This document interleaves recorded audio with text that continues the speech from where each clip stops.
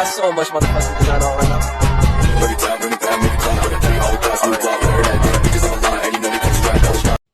Perkembangan kurikulum di Indonesia dan implikasinya pada pelaksanaan pendidikan. Rencana Pelajaran 1947. Perubahan arah pendidikan lebih bersifat politis dari orientasi pendidikan Belanda ke kepentingan nasional. Kurikulum ini mengutamakan pendidikan watak, kesadaran bernegara dan bermasyarakat, materi pelajaran berhubungan dengan kegiatan sehari-hari. Rencana Pelajaran terurai 1952. Kurikulum ini lebih merinci setiap mata pelajaran. Silabus mata pelajaran jelas sekali dan seorang guru hanya mengajar satu mata pelajaran saja. Kurikulum ini memusatkan pada program Pancawardana yang mencakup daya cipta, rasa, karsa, karya, dan moral. Rencana Pendidikan 1964. Kurikulum ini fokus pada pembelajaran aktif, kreatif, dan produktif. Melalui konsep ini, pemerintah menerapkan hari Sabtu sebagai hari krida. Artinya, siswa diberi kebebasan untuk berlatih berbagai kegiatan sesuai dengan minat dan bakatnya. Kurikulum 1968.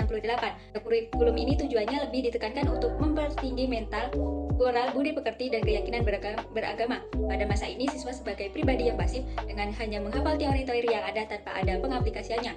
Kurikulum 1975. Terbelakang kelahirannya akibat dari sejumlah perubahan oleh pembangunan nasional. Metode, materi, dan tujuan pengajarannya dirinci dalam prosedur pengembangan sistem instruksional (PPSI). Kurikulum 1984. Kurikulum ini lebih mengedepankan keaktifan siswa dalam belajar. Pengembangan proses belajar inilah yang disebut pendekatan cara belajar siswa aktif (CBSA). Penyampaian materi tidak hanya sekadar ceramah, metode lapangan juga sudah mulai digunakan.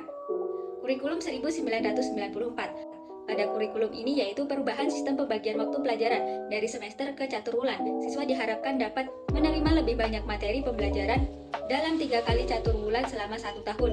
Tujuan pengajaran menekankan pada pemahaman konsep dan keterampilan menyelesaikan soal dan pemecahan masalah. Kurikulum berbasis kompetensi.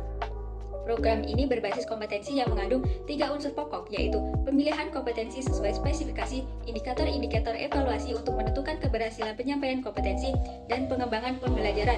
Sekolah diberi kewenangan untuk menyusun silabus yang dikehendaki sesuai dengan kebutuhan sekolah tersebut. Kurikulum tingkat satuan pendidikan. Pemerintah pusat menentukan standar kompetensi dan kompetensi dasar. Guru dituntut mampu mengembangkan sendiri silabus dan penilaian sesuai kondisi sekolah dan daerahnya. Terdapat sejumlah mata pelajaran yang harus ditempuh siswa untuk mencapai suatu tingkat atau untuk memperoleh ijazah. Kurikulum 2013 menekankan pendidikan karakter. Ciri khususnya penilaian berbasis pendidikan karakter, pembelajaran berbasis tematik, dan guru sebagai fasilitator. Kurikulum ini adalah bentuk dari kemajuan zaman yang mana kurikulum yang selaras dengan perkembangan yang ada. Kurikulum Merdeka. Kurikulum ini fokus pada materi esensial sehingga pembelajaran lebih mendalam. Waktu lebih banyak untuk mengembangkan kompetensi dan karakter melalui belajar kelompok seputar konteks nyata.